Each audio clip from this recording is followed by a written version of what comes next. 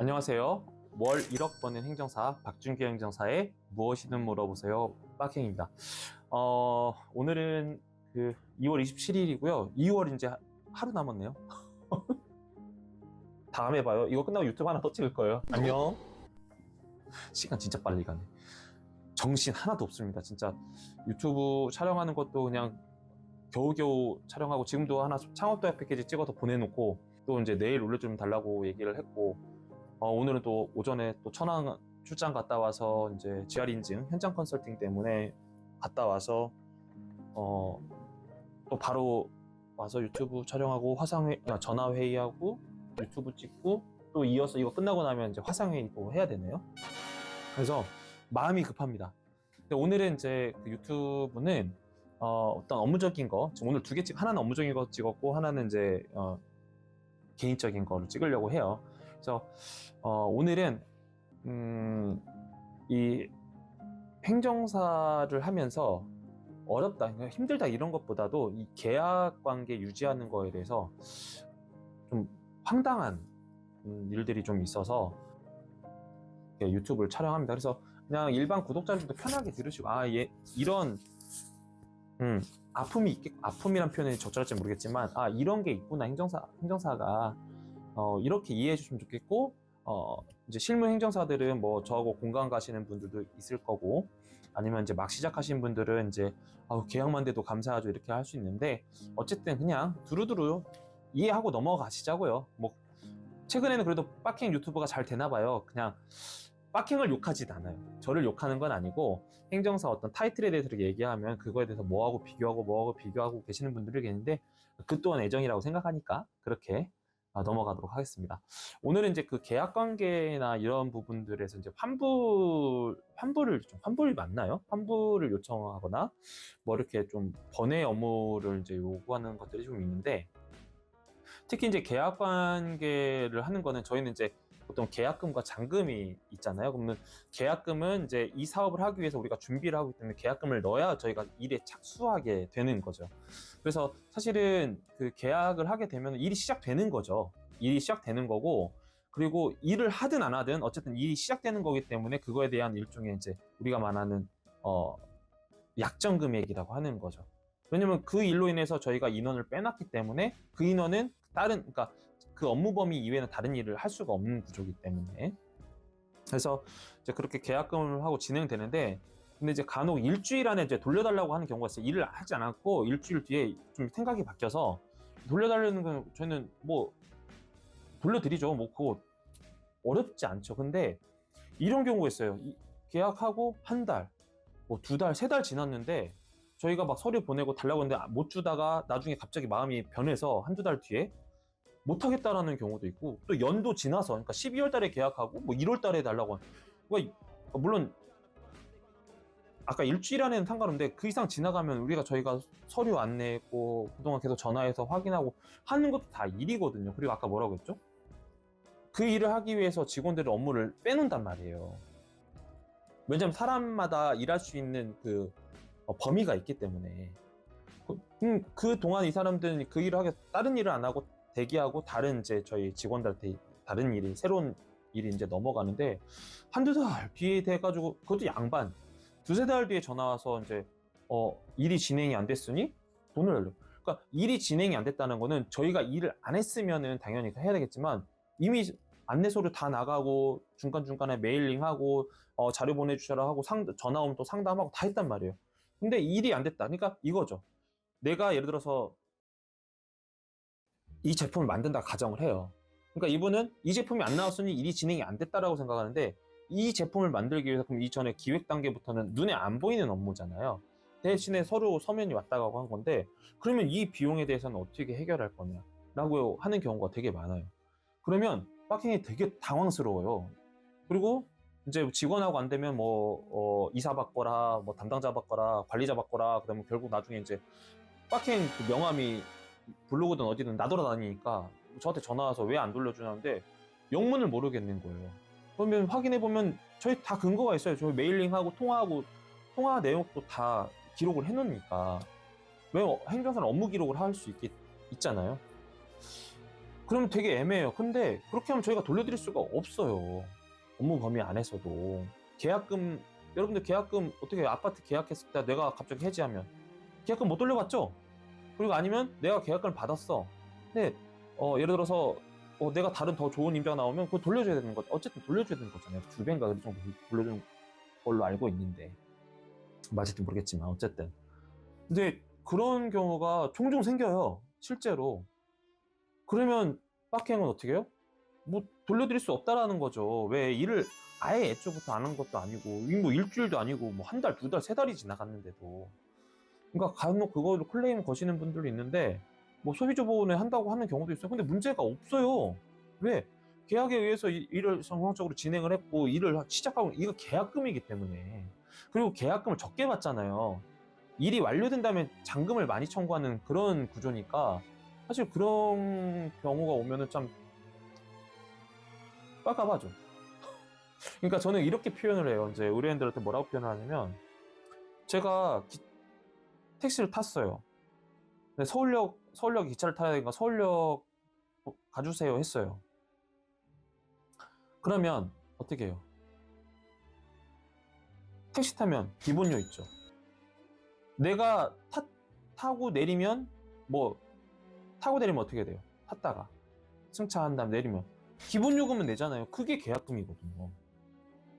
그러니까 그거를 자꾸 하시는 분들이 있어요. 그래서 이게 뭐지? 그러면 저는 그렇게 설명을 드려요. 서울역 가시기로 하거나 아니면 지역이면 가시기로 했는데 탔다가 중간에 거의 일정이 바뀌어서 안 가기로 하면 택시비 안 내냐?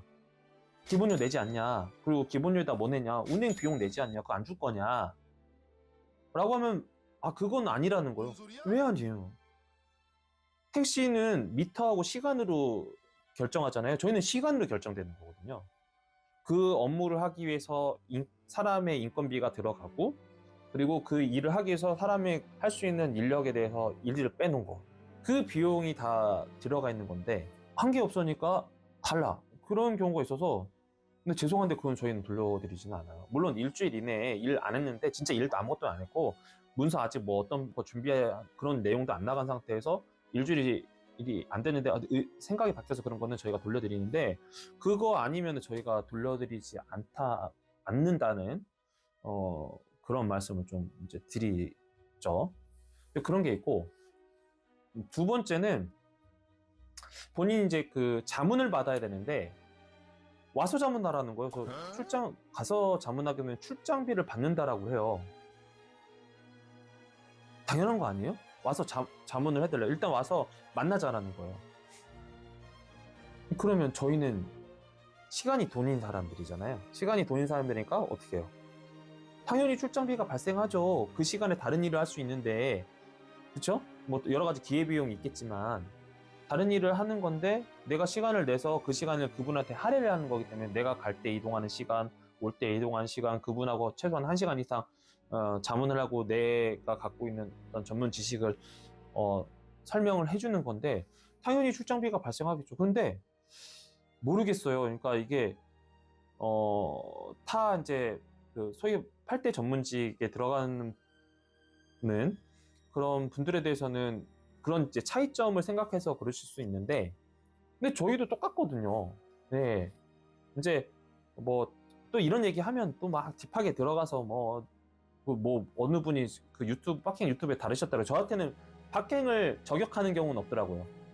네. 근데 이제 행정사라는 거를 이제 하셔서 말씀하시는데 그것도 저는 사실 관심이라고 보기 때문에 고맙고 감사한데 근데 어쨌든 저희도 시간이 돈인 사람들이라서 그런 부분으로 당연히 어떻게 하겠어요? 비용이 발생하죠. 네. 그리고 뭐 그런 분들이 있어요. 그렇게 하면서 우리를 검증을 해야겠다는 거예요. 뭔 소리야? 본인들이 우리를 검색하고 와야 되는 거 아닌가? 그러니까 예를 들어서 여러분들이 어떤 저도 그렇지만 뭔가 상품을 사려고 그래요. 그러면 뭐 땡마켓, 뭐 땡샵 뭐 이런 데 들어가서 다 검색해보잖아요. 확인해보고 구매하는 거 아닌가요? 근데 일단 와서 설명하면 하래요. 그러면 반대로 말하면 여러분들이 어떤 옷이나 뭘 사고 싶은데 야, 너 갖고 와서 나 보여줘봐. 이런 거하고 똑같다고 생각하지 않을까 싶어요. 하여튼 그런 경우가 있고요. 일단은 세 번째는 되면 줄게. 이제 이게 이번하고 바로 직전에 말한 거하고 좀 약간 이제 연동이 되는 부분인데, 이 업무 되면 돈 드릴게요. 안 되면 그러면 다 좋아요. 돼야지 나는 돈을 줄 수 있는데, 그럼 안 돼서 그럼 사전에 본을 위해서 우리가 대신 일해 주는 거잖아요. 그럼 저희는 누가 보상을 해주죠? 그래서 계약금과 잔금 관계가 형성이 되는 거잖아요. 그래서 계약금 좀 적게 받고 잔금을 받고, 확실한 업무는 반반 받고, 저희는 이래요. 그러니까 민행은 조금 리스크가 큰 거는 적게 받고, 리스크가 없는 업무는 반반 이런 식으로 받고, 아니면 아예 금액대가 작고 확실한 거는 그냥 한 번에 다 받아버려요. 확실한 건 저희가 100% 할 수 있는 것들은. 그런데 되면 줄게 라고 하면은 여러분들은 어떻게 일하시겠어요? 이렇게 생각을 하면 되나? 내가 저기 주택이 필요해요. 저는 저 지어주면 돈 줄게. 근데 내 맘에 안 들어. 그러면 안 줄 거예요? 지어주는 동안에 그냥 뭐 아무 돈 안 주나? 하여튼 뭐 적절한 표현인지 모르겠지만 어쨌든 그런 경우가 좀 있어요. 물론 이제 민행24에 대해서는 그런 경우는 거의 없어요. 그렇게 하진 않는데, 그래도 아직 민행24에서 잘 모르시는 분들은 되면 돈 줄게요 뭐 이렇게 말씀하셔도 제가 말씀드려요. 되면 돈 준다는 말은 어떤 방식이냐. 선생님 그럼 저희를 위해서 일하시면 선생님은 돈 안 받고 일하시냐 물어보면 본인 또 받는데 그것도 좀 하여튼 이상하다. 그래서 이제 1번, 2번이 같이 연동된 게 3번이지 않을까 라는 생각이 들고, 이제 그 마지막으로 이제 네 번째인데, 뭐 어떻게 표현을 해야 될지 모르겠는데, 이제 저희가 이제 일이 진행되는데, 예를 들어서 A라는 업무를 맡았어요. A라는 업무를. 그러면 A라는 업무에 대해서 이제 일을 진행하고 있는데, 막 B, C 막 이런 것들을 막 중간중간 막 물어봐요. 물어볼 수는 있어. 궁금하니까 그거는 최소한의 우리가 있는 범위에서 얘기는 해주지만, 생뚱맞게 A를 하고 있는데 B, C를 같이 검토해달라는, 이게 연계선상에 있다라는 거지. 근데 예를 들어서 A 업무에 하기 위해서 우리가 계약을 하고 진행되고 있는데 B, C에 대해서도 같이 검토해달라고 하는 경우는 좀 이상하지 않나라는 생각을 많이 들어요. 그래서 이제 얼마 전에 그런 일이 있었어요. 어떤 이제 인허가를 받고 있는 상황이었는데, 이 인허가만 받는 게 우리의 목적인 거예요. 근데 이분은 이거하고 다른 것까지 하면서 검토해달라고 하는 거예요. 그래서 직원이 고민하더라고요. 그래서 제가 그거는 그랬어요. 뭐 이제 임원들하고 회의하면서도 그건 거절해라. 이 업무에 집중하게끔 해줘야지 이 업무를 하면서 다른 업무까지 병행해서 해야 되냐. 그런 것들이 있고, 또 이제 행정기장 같은 경우에는 행정기장이 저희가 지금 많이 하고 있거든요. 근데 행정기장은 아마 유튜브 한번 검색해보세요.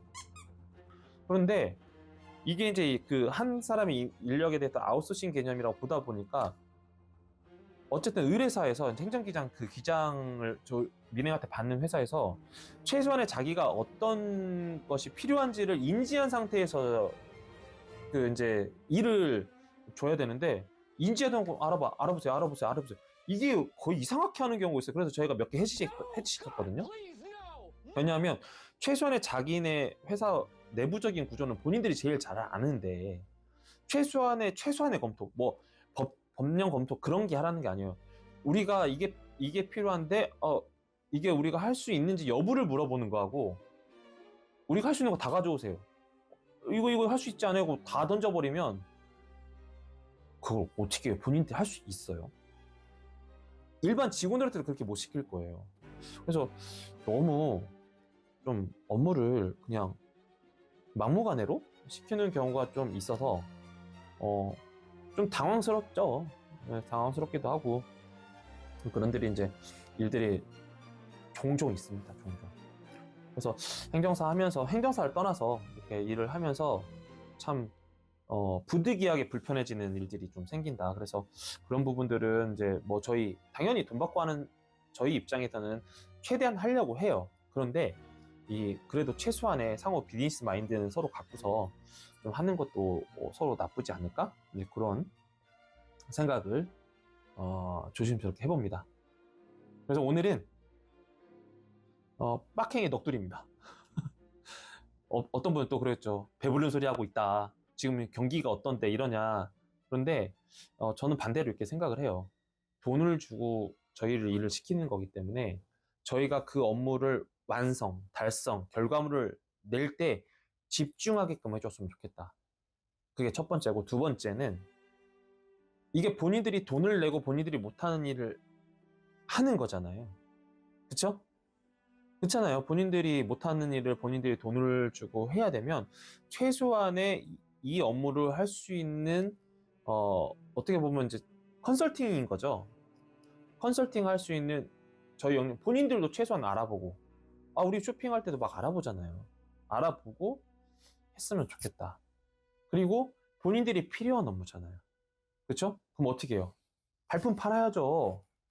근데 본인들이 필요한데 나는 가만히 있을 테니까 네가 와라는 거는 제가 봤을 때는 그렇게 하면 안 될걸요. 영업을 해도 그렇게 하면 안 될 것 같은데, 그죠? 박해행도 제가 필요한 부분에 대해서는 제가 일단 서치를 먼저 하고 제가 먼저 가요. 가서 현장을 봐야죠. 그리고 행정사한테 맡길 거면 예를 들어 금액 뭐 민행24 단가가 워낙 높으니까 뭐 그렇다 치더라도 어쨌든 돈이 들어가는 거면 가서 행정사 사무소 운영되는지 봐야죠. 보지도 않고 전화상으로 해가지고 싸면 하고 안 싸면 비싸면 안 하고 그런 게 어디 있어요.